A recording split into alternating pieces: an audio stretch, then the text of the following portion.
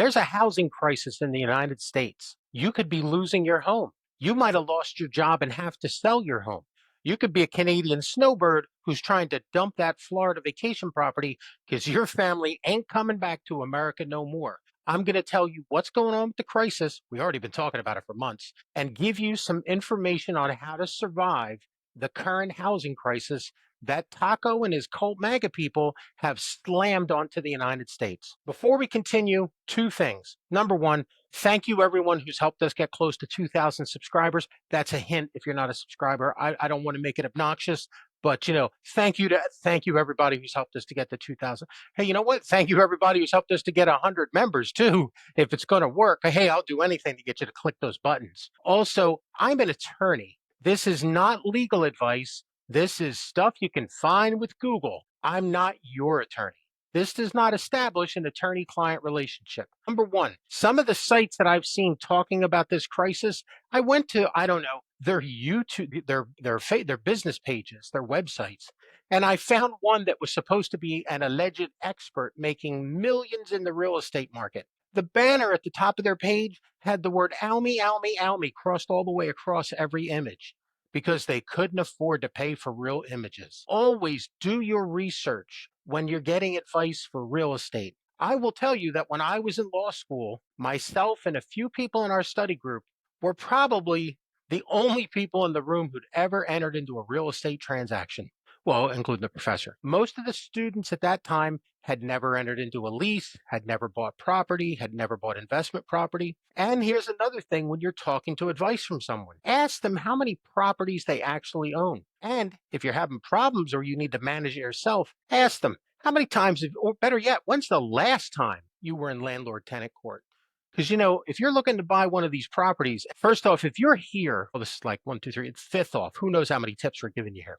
If you're looking at this slump saying, I'm going to dump money into the real estate market to scoop up cheap deals, you don't know when the bottom's going to hit. So you've got to be careful when you make that purchase. And that means not a YouTuber, not a $5.99 a month app.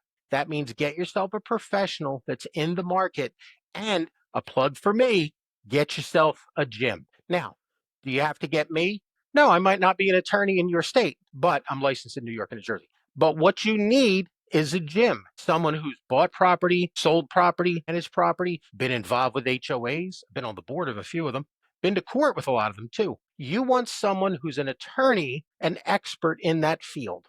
Hey, I can go to closing and sign documents. So you're going to, this is where the YouTubers will give you bad advice, flat out stupid advice, really. They're going to tell you, buy their little book, buy their nonsense app, and it's going to give you everything you need to go to closing, and you're going to save. And I will preface this here, I don't know what everybody's fee is, but you can get a decent attorney to go to a closing with you, $700-800, maybe 1% of the price of the property. It's a deal, because here's what you need. You need to get off the internet for 5 seconds. Not this one, stay here, of course. But when we're done here, you need to, when you find your dream property, you need to step back for a minute, and then you need to work with a professional and do your due diligence. Now, I will tell you, Ann and I have gone looking for property, and we have written it down and put it above the visor.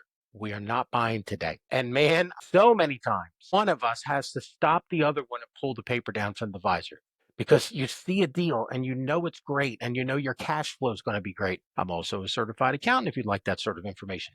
But that's what you need. You need someone who's going to ask you reasonable questions like, well, what are you prepared for cash flow? How are you prepared for a down cycle? And then here's the other problem that you have. Florida is flooded with property right now, as is so many places across the country. We've been talking about it for months. This problem didn't just start today. It's been going on, but the today nonsense is making it worse. And you need to be aware of that at a level much more than a $5.99 app. Now, you want to jump in, you find yourself a good deal, you've done your research. Also make sure that you're well aware. When you buy a property, it is going to be taxed at the value of the property. Now, you might turn around and say, well, I'm buying it for $500,000.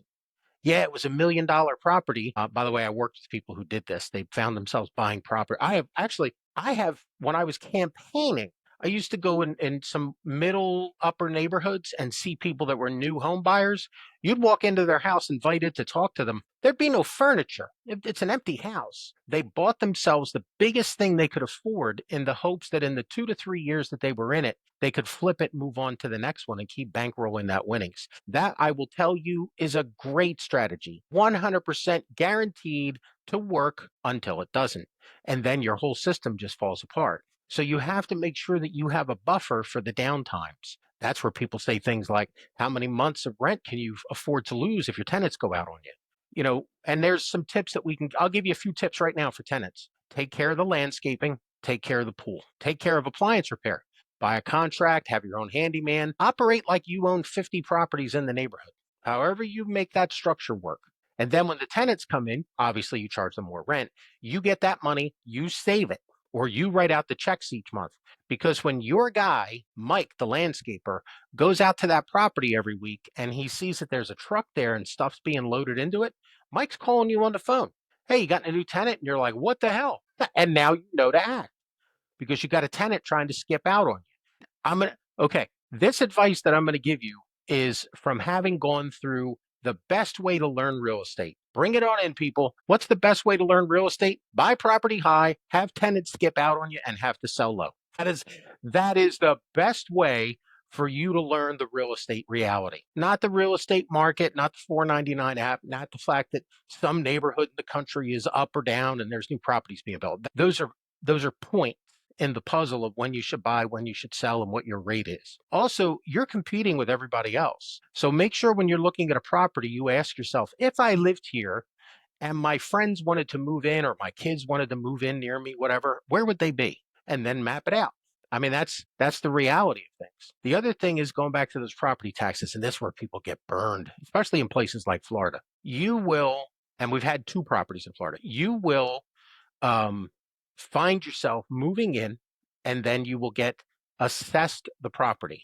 And that won't always be on the price you pay. It'll be based upon the market. And if the market says this property's worth 750, but you got a deal at 500, guess where you're going to be assessed? And now you're going to have to fight for it.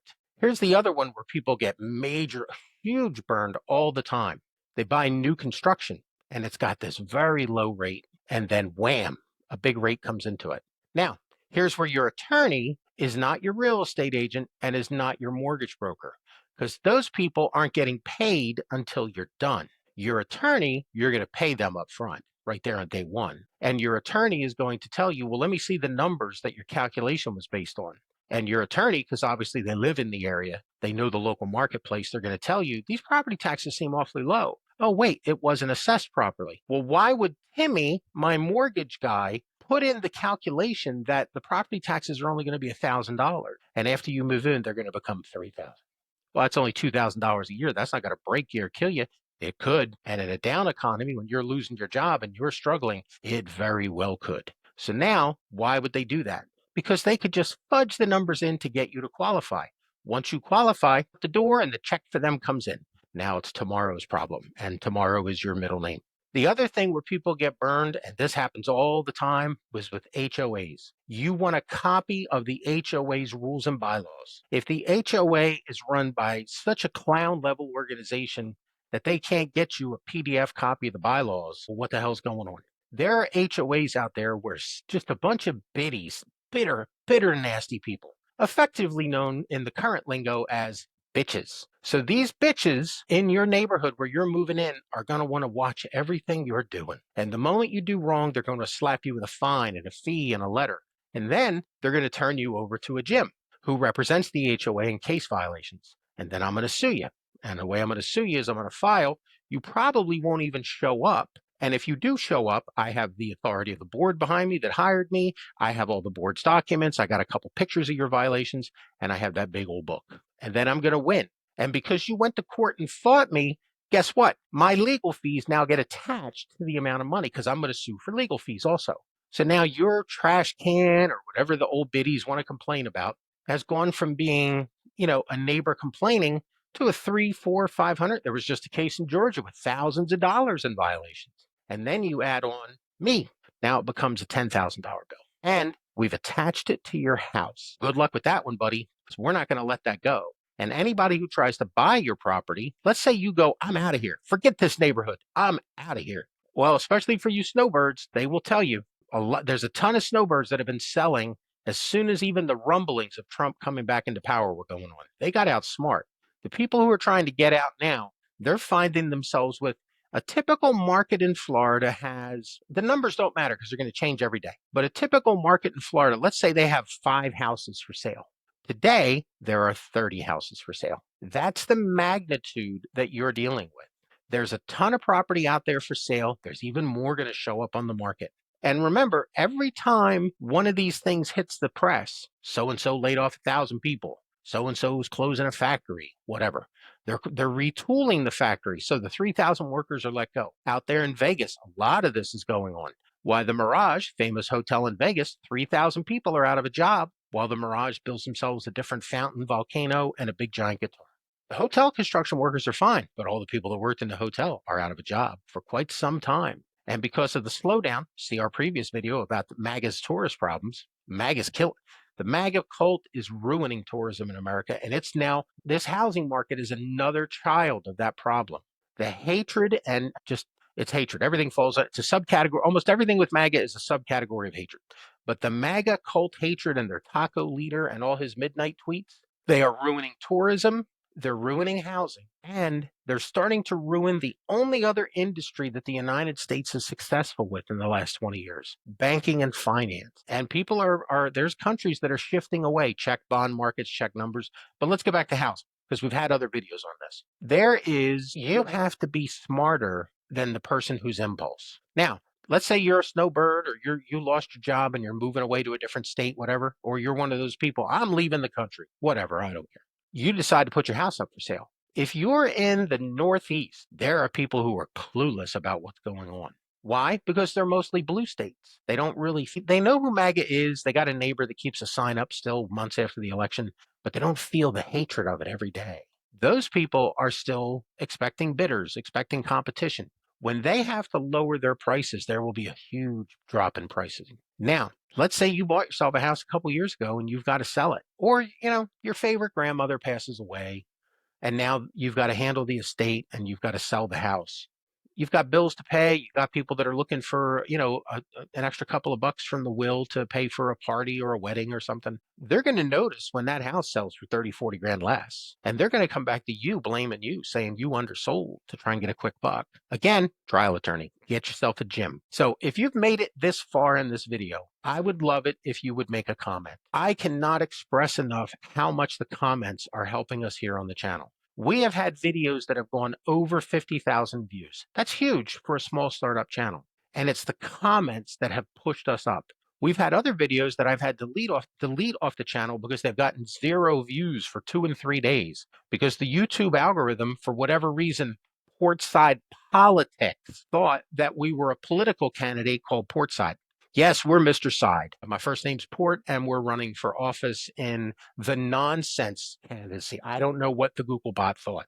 So as a retired Microsoft engineer, I will tell you this was very obvious and it was very frustrating. Since April, I have opened dozens of support tips or what are they called?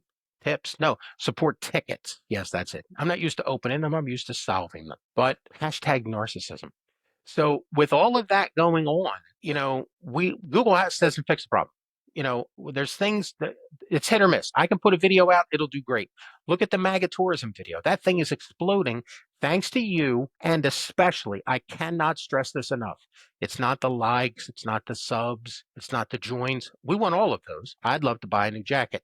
It's the comment, because those comments show that you watch the video, you're engaged, you have something to say. So yeah, put down, hire a gym, narcissism, anything we say in these videos. If you don't know what to say. But if you've sold a property recently, I'd love to hear from you. And if you haven't done this yet, I want you to take your sweetie, your sweet patootie, whatever you call them. And I want you to go get your coffee or water, obviously a non-alcoholic beverage. Don't drive around with open containers. I'm not your attorney, but this is common sense. Don't drive around with open containers. Get yourself some non-alcoholic beverage and ride around the extended neighborhood and just observe the housing signs. I can do that from my couch on MLS. Yeah, but it's not tactile. It doesn't give you that feeling. That's what you want. You need to feel out the neighborhood. And that will make you a better real estate person to know what's going on in your community. Now, then you do it a couple days, a week or so later, you'll see all those signs because you won't remember them all, but your partner, they will remember the ones you might have forgot. And now the two of you are riding around, you go, hey, the blue four-door whatever thing over here. And they'll go, yeah, that was up. And now you go, oh, but this one's new, that one's new. And then you'll feel it. You'll get a feel for the neighborhood. I'm not saying do this because you're selling your house or you're buying a house, just to get a knowledge of the neighborhood. Now, if you're selling, Ann and I learned this years ago in a down flooded market, trying to sell, of all things, a condo in a community of hundreds and hundreds of condos. It's a massive neighborhood in a community of just a ton of condos. So picture you're trying to sell the condo on the 15th floor of a complex with 8 buildings. That's how many. And in the end, your unit is in no way better than anybody else. So we called around to a few real estate agents, and then I reached out to who at the time had just been awarded the best real estate agent for most sales in our area through an MLS party event that we knew. Again, accountant, attorney, these things, people business, the old version of LinkedIn. So now I talk to them and I say, hey, can you list this property and what are you going to do? And this is why they were the best person to talk to. They said, I don't want your property. I don't want your property. I'll do the listing, but I'm going to do nothing. Maybe I'll give you a sign. You know what? Come pick it up at the office. Never going to see balloons or an open house or any of that nonsense because your unit isn't property. It's a widget in a commodities market. And the market was flooded. Like a third of the market, a third of the units were up for sale. There was no way that we were going to get fair value. We were going to have to chase to the bottom with everybody else and hope that we could get the best deal. And that's not the best way to sell. Now, if you have to sell, suck it up, Tommy. That's what you got to do. But that was a very valuable lesson. And to this day, I remember it because that guy, he was a jerk. Let's be honest. He was a jerk. He was narcissistic. I loved him like my brother because that guy gave me the truth. And the truth is way more valuable than blowing smoke up somebody's skirt. And that's the thing about real estate that we're talking about right now. Everything that I've talked to you about, I have been researching. We've been talking about it here for months. I've been talking to it about on a client professional level with people. Real estate, it's almost like you need your uncle or, not even the dad that you trust because, I wouldn't send you back to your dad. What has your dad done? Your dad bought one house. He's been in it for 30 years. He tells you, I'm not even going to repair the roof. I'm going to die in this place. What? That's not who you want expert advice from. I'll tell you who you want expert advice from. That plumber down the street. Ironically, that blue collar guy down the street owns a bunch of buildings, not just units or houses, but buildings because he took his time and his money from all of his overtime and he invested it in things that generated money. So if we were big enough, about this time is where we'd have a commercial about buy gold and buy gold from these people, blah, blah, blah. As you know, we're not big enough. We have no sponsors. I have no one here to tell you gold. And if I got offered today to run an ad to sell you gold, would I take it? And the answer is hell yeah, because it's money.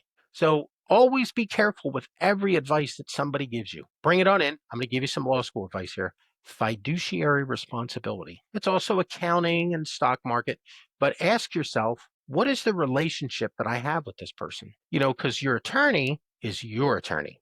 The guy selling you a timeshare, that is not there. Whoa. So if you're buying, if you're selling, I'd love to hear it in the comments. How is the market treating you? Are you getting good advice from people? Who's the smarter one in the room when you meet with your real estate agent? Is it you? Is it your attorney? Or do you not have an attorney there? Now, Portside Politics. We're on our way to the UK, so we're going to be covering a lot of things about Europe over the next few weeks. Please stay tuned. Please click like, subscribe, join. But most importantly, we just want to hear your comments. Because at Portside Politics, this is a community, and we want to know what you're experiencing today. Stay strong. Remember, there's still more shit to come, because obviously the cult people, they got a whole book of stuff that they want to cause damage about. And hatred really probably has no limits, but we're still going to stand here together on the Portside. Thank you very much.